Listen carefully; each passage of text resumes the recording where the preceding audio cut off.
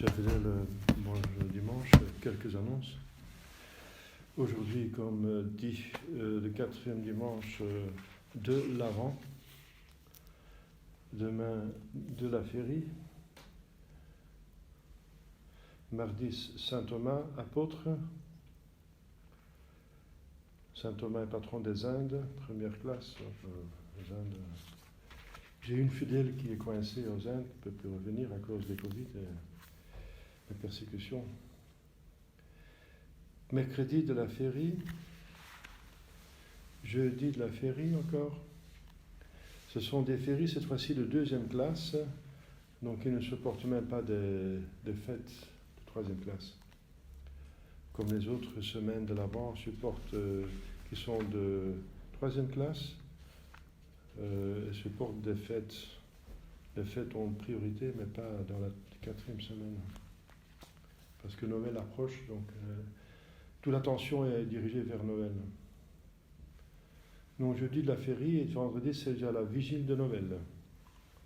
Vendredi 23, c'est un jour d'obligation de se dire dans le sens de pénitence et d'abstination. C'est pour préparer à la fête de Noël. C'est le 23, peut-être pas le 24. En Belgique c'est le 23, en France aussi le 23, qui est donné comme jour de pénitence de jeûne à partir de 21 jusqu'à 60 ans. C'est un repas par jour complet, les autres temps on prend petites choses seulement, à la limite. Et en même temps d'abstination, ça veut dire abstinence de viande et de jus de viande, pour toutes les personnes à partir de 7 ans jusqu'au décès, de toute la vie. Alors c'est une préparation à Noël, on ne fait pas le 24 parce que le 24, je suppose que l'Église a été prudente, parce que le 24, il y a la messe de Noël, de minuit, de Noël, oui.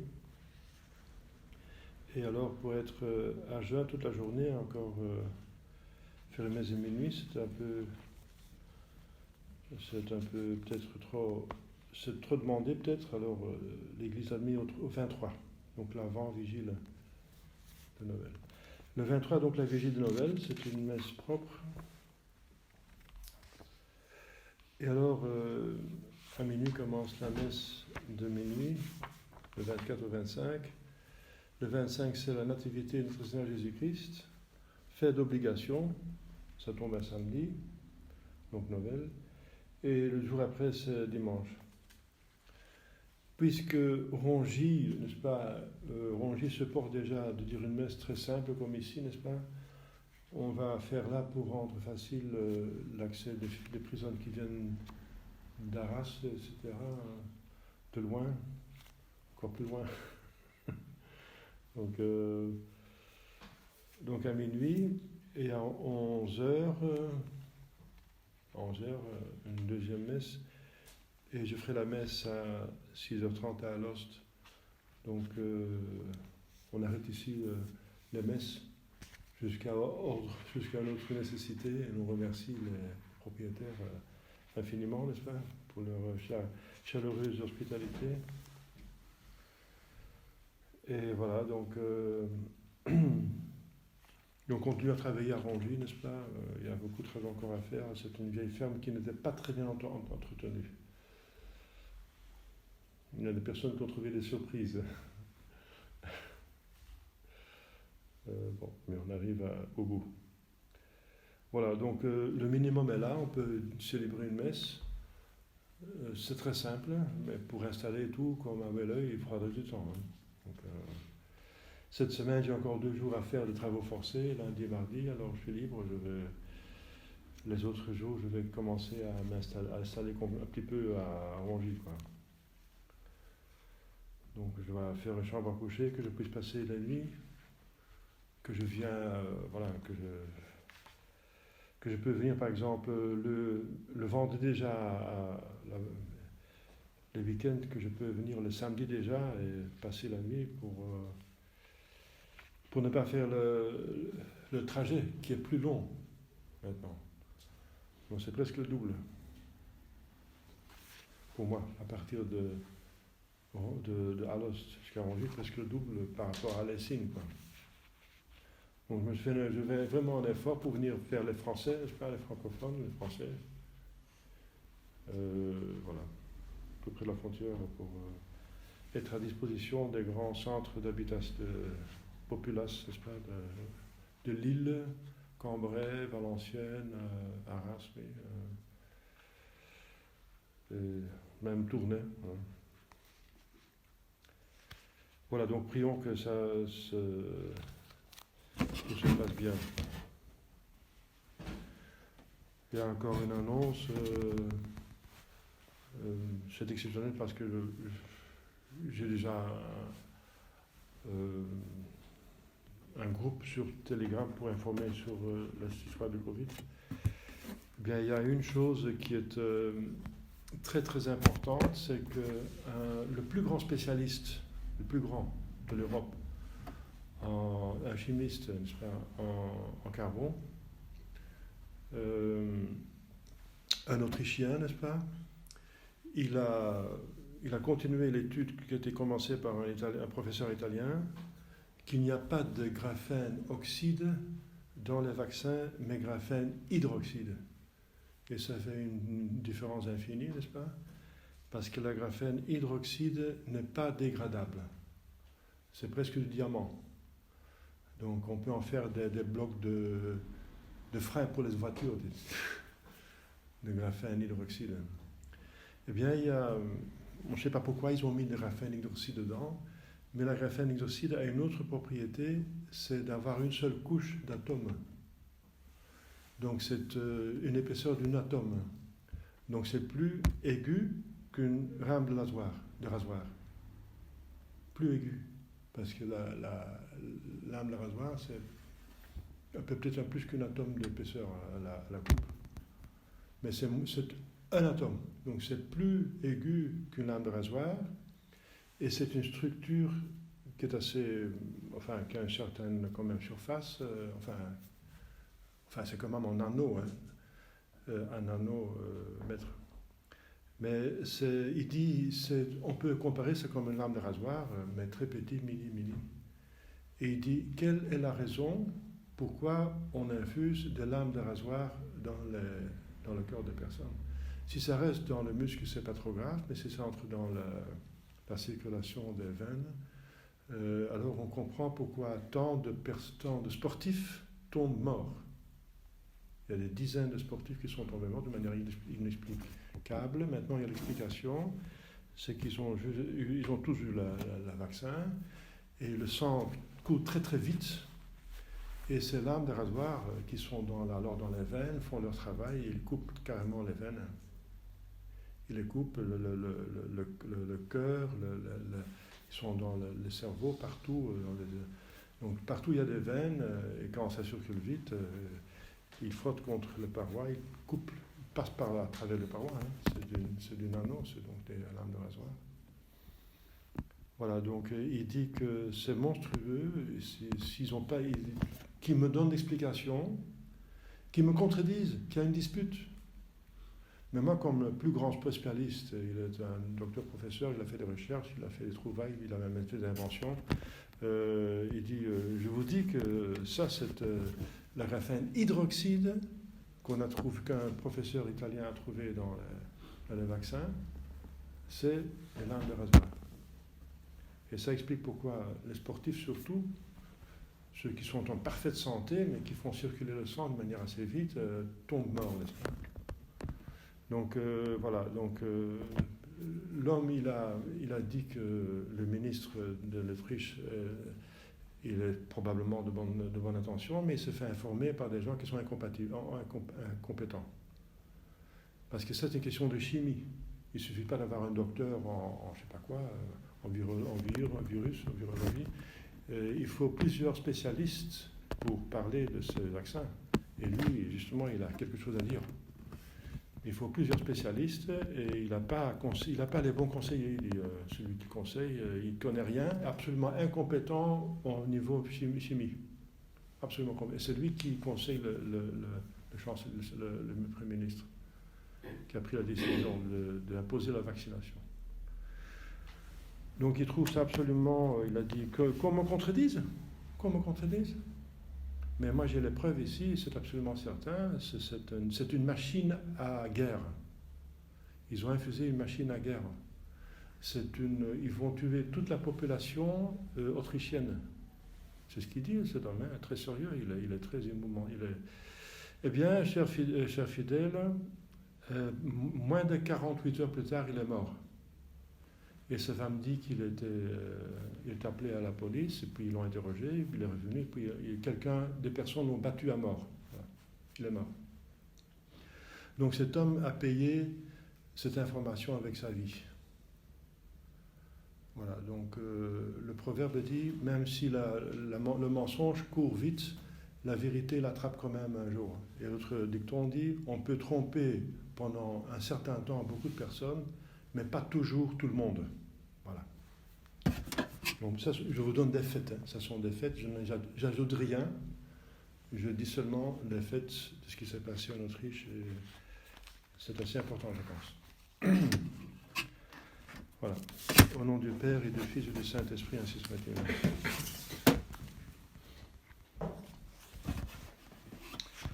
Chers fidèles, la Sainte Église, comme une bonne mère, nous propose encore un texte très utile dans l'Avent, c'est la prédication de Saint Jean-Baptiste, parce que c'est Dieu même qui est infiniment sage, qui sait comment s'y prendre, bien sûr. C'est lui qui prépare le peuple, n'est-ce pas, d'Israël à la venue du Messie par la mission de Saint Jean-Baptiste. Donc, qu'est-ce qu'il peut faire mieux que le bon Dieu? Donc, Saint Jean-Baptiste, c'est la meilleure préparation, tout ce qu'il fait, son exemple, sa prédication, à la venue de Jésus-Christ dans notre âme. Parce que c'est le but de notre Jésus-Christ, de venir dans notre âme. C'est pour ça qu'il est venu parmi nous, pour venir en tant que Dieu de notre âme, en tant qu'homme parmi nous, pour en tant que Dieu venir en notre âme, et c'est la préparation au ciel. Son humanité, c'est un instrument pour communiquer sa divinité. Il est venu homme pour nous sauver. Donc, alors, il y a toute d'abord une explication des circonstances historiques, et ça a plusieurs buts. N'est-ce pas? C'est pour montrer encore une fois de plus que, effectivement, le temps était venu de la venue du Messie. C'était le temps de Quindecimo, c'est la 15e année de l'empire de Tibère César, qui est le deuxième César, le deuxième empereur romain. Le premier, c'était Auguste, qui était là à la naissance de notre Seigneur Jésus-Christ. Et maintenant, il était succédé par Tibère César, le deuxième empereur, parce qu'avant, il n'y avait pas d'empereur. Il y avait le Sénat et le peuple qui éventuellement des dictateurs pour un certain temps, et puis ils partaient pour arranger des urgences. Mais Auguste César avait réussi à s'approprier beaucoup de pouvoir jusqu'à ce que, oui, de fait, il devenait empereur et ensuite de droit. Et son successeur, donc... voilà, donc c'est très précis. Ponce Pilate remplace les Romains en Judée. Il y a encore des tétrarques, ça veut dire des petits des roitelets, n'est-ce pas, qui sont responsables pour un quart, peut-être à ces quatre, une quatrième partie du pays, qui n'ont finalement rien à dire. C'est l'empereur qui gouverne, mais ils remplacent, ce sont des représentants ils ont le titre de roi, mais ce sont des représentants du pouvoir romain. Donc des précisions, en Galilée, il y a Hérode, Philippe son frère était en Iturie, et Trachonite c'est plus à l'est, et Lysania en Abilène. Alors encore une autre spécification, il y avait deux grands prêtres, Anne et Caïphe. Anne était émérite, et Caïphe était régnant, tout juste, hein, parce qu'ils avaient acheté leur titre avec beaucoup d'argent. Les autorités romains vendaient le pontificat suprême des Juifs aux enchères, finalement. Hein. Donc, c'est l'Ancien Testament, c'est main stricte du Nouveau, et c'était considéré comme valide même par Saint Paul et par notre Seigneur Jésus-Christ. Il est considéré comme grand prêtre, n'est-ce pas? Il n'a jamais dit qu'ils ne sont pas prêtres, ils ne sont pas grands prêtres. Donc c'était plus facile, c'était moins strict dans l'Ancien Testament. C'était de la simonie, bien sûr, ça veut dire acheter des valeurs spirituelles avec de l'argent, c'est interdit. Hein. Bon, enfin, c'était le cas. Ce sont les mêmes qui 3 ans plus tard, vont condamner notre Jésus-Christ, hein, Anne et Caïphe. Et alors, donc, ces circonstances sont données pour donner justement l'année juste, la 15e année de l'Empire de César Tibère, pour dire, voilà, c'est le moment, selon la prophétie de Daniel, que le Messie allait arriver. Deuxièmement, pour vraiment situer cet événement dans l'histoire, c'est un fait historique, c'est pas une fable, n'est-ce pas, pas une parabole, mais c'est vraiment l'histoire. Et voilà, donc c'est pour montrer vraiment, voilà, pour montrer le sérieux de l'événement, pour annoncer quelque chose de très important. Et bien, ce qui est important, c'est que le plus grand saint, le plus grand prophète, dit Jésus, le plus grand saint dans l'Ancien Testament, il exerce son office. Il accomplit sa mission donnée par Dieu même. Donc, comme vous savez, il était dans la région du Jourdain, c'était le fleuve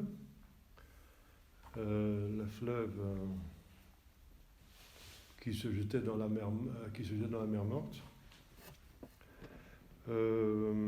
Morte parce qu'elle est pleine de sel. Et alors, donc, c'est la mer Morte parce qu'il n'y a rien qui pousse, il y a peu de poissons qui peuvent vivre puisque c'est plein de sel. Mais Jourdain lui-même, c'est un très beau fleuve. Il prêchait, comme vous savez, le baptême de pénitence, dont on a parlé dimanche dernier, dans la rémission des péchés.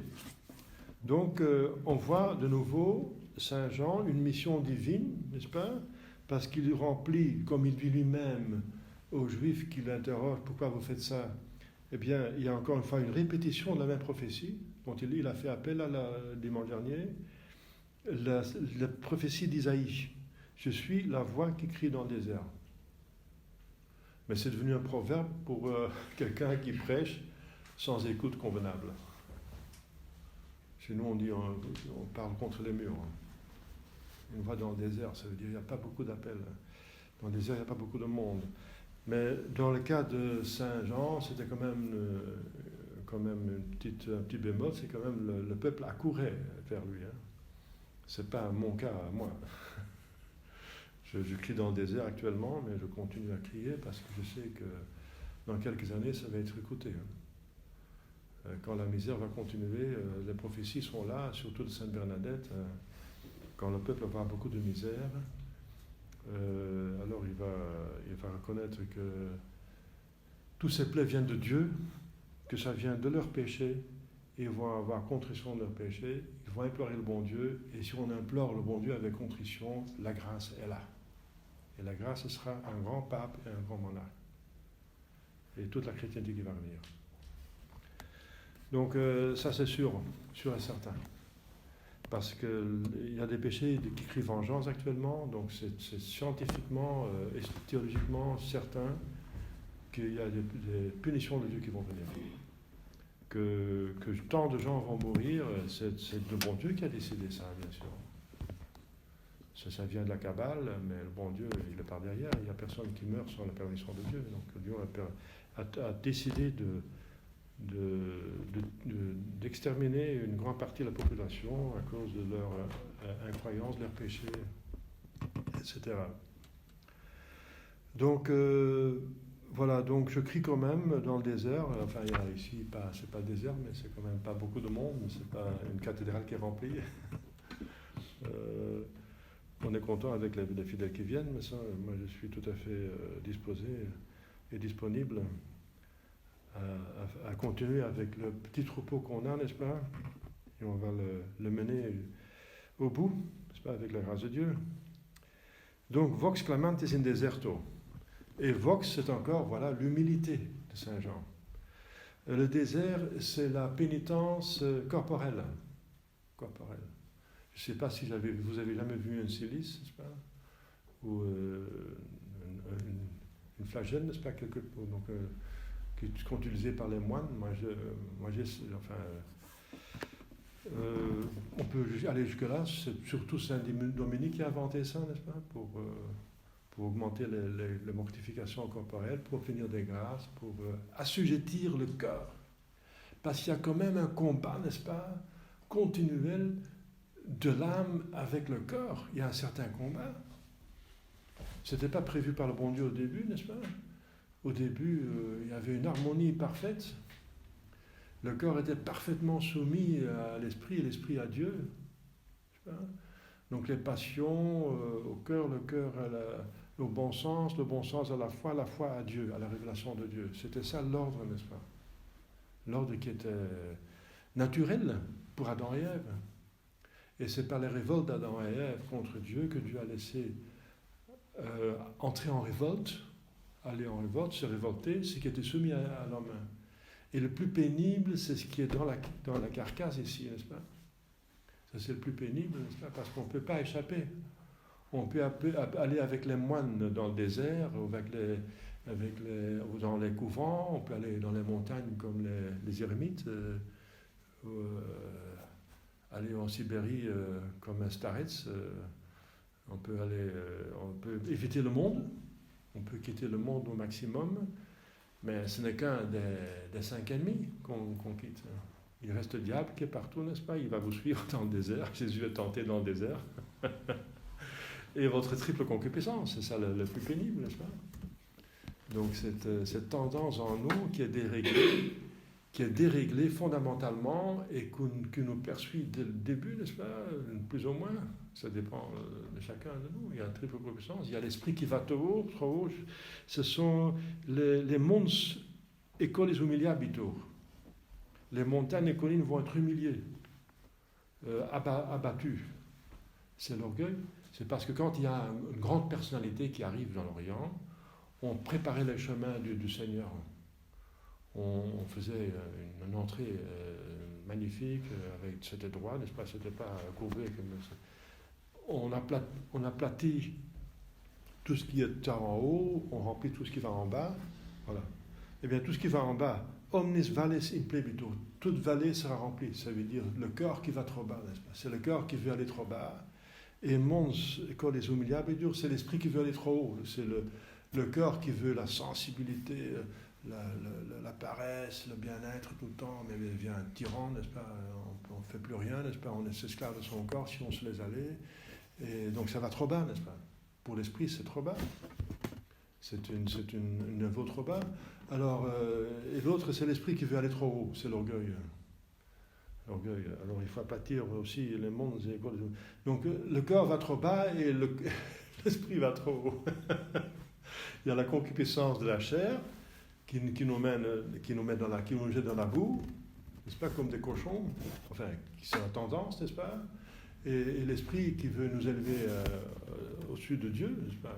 C'est satanique, c'est pas qui veut luciférien, c'est qui nous élève, qui veut nous faire croire que nous sommes des dieux, n'est-ce pas? Comme disait le poète hollandais, je suis un dieu dans le plus profond de mes pensées. Il a trouvé sa concupiscence de l'esprit. Donc il faut rectifier cela. C'est un combat qu'on va gagner avec 2 moyens. C'est notre bonne volonté et la grâce de Dieu. La bonne volonté, c'est une décision motivée, n'est-ce pas, inspirée par la révélation. Il faut connaître son catéchisme pour savoir de quoi il s'agit. Pas de doute, n'est-ce pas, de certitude. Jésus dit, construisez sur le rocher, pas sur du sable. Et alors on est sûr, hein, alors on est motivé, on peut y aller, n'est-ce pas? Et deuxièmement, la grâce. Eh bien, la grâce, vous êtes bien ici. Pour la grâce, la source la plus importante de la grâce, c'est le sacrement. Mais pour les sacrements, il faut des sacrements valides, et pas seulement valides, mais encore des sacrements qui donnent la grâce par leur validité. Donc, un sacrement qui donne la grâce, parce que les schismatiques orthodoxes sont des sacrements valides, mais la grâce ne marche pas parce qu'il y a un obex, un empêchement par leur schisme, leur péché mortel du schisme, enfin, objectivement parlant, hein, etc. Et la même chose pour tous ces groupes, n'est-ce pas, qui ont encore des prêtres valides, mais qui font n'importe quoi. Voilà, j'ai fait une conférence sur la juridiction pour les confessions, parce que l'avant, n'est-ce pas, il appelle au confessionnal. C'est la meilleure préparation à Noël. La communion de Noël, où on reçoit Jésus vraiment dans le cœur, c'est une bonne confession, n'est-ce pas? Une confession générale, à la limite, c'est idéal. Eh bien, donc, tout ça, n'est-ce pas, c'est seulement possible si vous n'avez pas seulement un sacerdoce valide, mais aussi qui communique la grâce avec sa validité. La validité, c'est une chose, mais encore une fois, autre chose, c'est que la grâce doit couler, n'est-ce pas, elle doit passer. La grâce est là, mais elle doit passer. Elle peut être empêchée de venir dans les âmes par notre empêchement.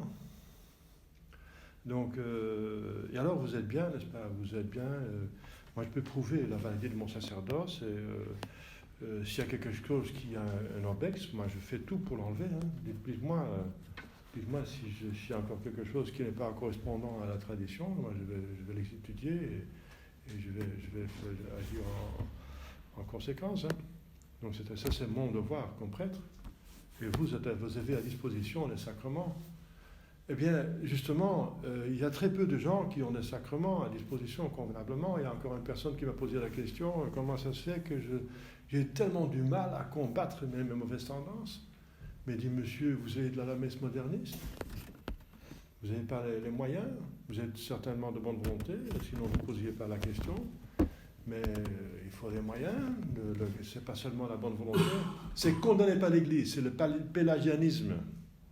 Pélagius, c'est un vieux bonhomme, n'est-ce pas, des premiers siècles, des hérésies du début.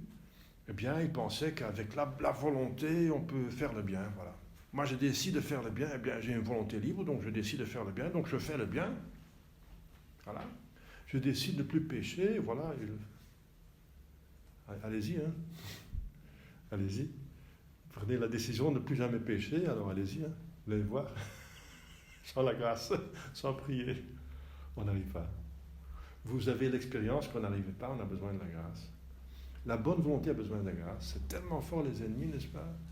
Les 5 ennemis dont je viens de parler, donc le diable et le monde, ce sont des ennemis extérieurs. À l'intérieur, il y a la triple concupiscence. J'ai parlé de 2 concupiscences, celle de l'esprit, dont parle Saint Jean. L'esprit, c'est les monts, c'est les vals et les colis, c'est les montagnes et les collines qui doivent abattre, être aplaties, pour avoir une ligne droite pour aller à Dieu. La distance la plus courte entre 2 points, c'est la ligne droite. Eh bien, il faut aller à Dieu. Donc, il faut aplatir tout ce qui empêche d'aller le plus vite possible vers Dieu, donc une ligne droite. Donc, rectas facite semitas Deus, rectas. Faites les semitas, les voies du Seigneur droites, n'est-ce pas? Omnis vales in plebitur, c'est la concupiscence de la chair. Omnis mons et colos humiliabitur, c'est la concupiscence de l'esprit. Et ensuite, edun prava indirecta, c'est la 3e concupiscence, c'est de la volonté, n'est-ce pas? La concupiscence des yeux, du monde, n'est-ce pas? C'est vouloir posséder, être trop, de vouloir savoir des choses absolument inutiles, de passer du temps avec des choses inutiles, n'est-ce pas, d'avoir la concupiscence de beaucoup de connaissances qui n'est pas utile du tout, n'est-ce pas, ou des pouvoirs, des richesses, l'argent, le pouvoir pour manipuler les autres, c'est ça, n'est-ce pas, brava, c'est dépravé, parce qu'il faut mentir pour devenir riche, n'est-ce pas, ou super riche. Il faut souvent, sinon pas toujours, marcher sur des cadavres, comme on dit en flamand. Il faut mentir, tricher, voler et parfois même tuer, n'est-ce pas? C'est le programme de Weishaupt pour obtenir tout le pouvoir du monde. C'est dans son programme. Il dit il faut mettre votre conscience dans le frigidaire, dans le congélateur même. Congélateur. Eh bien, donc c'est le prava et aspera in vias planes. Aspera, c'est encore la volonté qui est trop forte, n'est-ce pas, qui n'est pas soumise à bon sens et à la foi, et qui fait n'importe quoi, n'est-ce pas, qui est trop dur et trop obstiné et trop têtu, n'est-ce pas. Voilà. Omnis caro vi salutare Dei videbit. Tous vous qui sont là, vous allez voir la souris de Dieu parce qu'il est parmi vous, Jésus. Ils vont tous voir Jésus. Ils vont tous le voir. Eh bien, chers fidèles, c'est un beau programme, n'est-ce pas, qui remonte à Isaïe et qui est prêché par Saint Jean, qui est la meilleure préparation à la venue de Saint Jésus-Christ. C'est de s'attaquer aux ennemis de votre âme. Et c'est un travail dur. Parce que c'est vraiment, parfois on se sent presque obsédé, n'est-ce pas, des mauvaises tendances. C'est très fort et c'est jour et nuit. Et ça dépend de la personnalité, quelle concupiscence en vous est plus forte que l'autre, ça dépend du tempérament, etc. Et ça se traduit concrètement dans des vices. La concupiscence est le foyer, n'est-ce pas, du péché originel, et ça se traduit dans des vices qui se développent alors. Si ce n'est pas combattu dès le début, les mères doivent combattre la concupiscence dans leurs enfants dès le début, pour les sauver du dragon, n'est-ce pas? Sauver cette pauvre âme qui est presque emprisonnée par le diable et par la concupiscence de la conception. Et la mère doit combattre, aider l'enfant à se délivrer du dragon, apprendre à vaincre le dragon. Il faut justement donner une éducation. Si on laisse faire l'enfant, il devient esclave de sa concupiscence. C'est la catastrophe. Il faut l'apprendre à combattre ses mauvaises tendances pour devenir libre. N'est-ce pas? C'est mon âme qui décide, c'est moi qui décide, parce que moi c'est dans mon âme, c'est pas dans mon corps. Vous, c'est votre âme, c'est pas votre corps. Votre corps, la preuve, c'est la mort. À la mort, votre corps est là, mais vous êtes dans votre âme. Le moi, votre personnalité est dans votre âme. Donc la personnalité est dans le corps à travers l'âme, bien sûr. L'âme anime le corps. Mais vous, c'est votre âme. Et c'est vous qui décidez. Si c'est votre corps qui décide, ce n'est pas vous qui décidez. Vous êtes esclave de votre corps. Voilà. Donc, on se rend compte. On se rend compte, le corps, il cherche des choses qui sont trop. Donc il faut dominer. Et pour ça, la mortification, n'est-ce pas? Saint François dit, je dois dompter mon âme. Mon âme. C'est son corps qui est têtu, n'est-ce pas? Etc. Il est remonté par toute le ribambelle de mesures qu'on peut prendre, n'est-ce pas? Qu'est-ce qu'on pratique la pénitence? Comment faire? Eh bien, puisque nous avons un âme, on vient de le dire, une âme et un corps, il y a une pénitence intérieure et extérieure. Intérieur, c'est le cœur et les passions, l'âme et ses facultés. Extérieur, c'est le corps. Le corps et l'essence. L'essence. Nos passions, donc l'intérieur, nos passions sont la source de nos péchés. Donc il y a d'abord la triple concupiscence qui est héréditaire, et ensuite ça se met dans nos c'est dès la conception, on n'y peut rien. Mais le combat, ça, on peut faire quelque chose. Je dis toujours, n'est-ce pas, par exemple, la chasteté, c'est le plus difficile, peut-être c'est pas le plus important, mais c'est difficile. Eh bien, la chasteté, c'est pas une vertu de paix, mais une vertu de victoire dans le combat. C'est un combat. Et c'est un combat d'éviter les occasions, et c'est tout le temps, n'est-ce pas? La plupart des gens ont ce combat. Eh bien, c'est la mortification des passions. C'est dans le corps, mais c'est quand même comme source les passions. Il faut donc sans cesse lutter contre elles. Les passions sont des bonnes... Radicalement, ce sont des pouvoirs qui sont donnés par Dieu, sauf qu'ils ne sont plus réglés, ils sont déréglés. Donc il faut les régler. On a besoin d'énergie, n'est-ce pas? Mais cette énergie doit être canalisée vers le bien et pas vers le mal.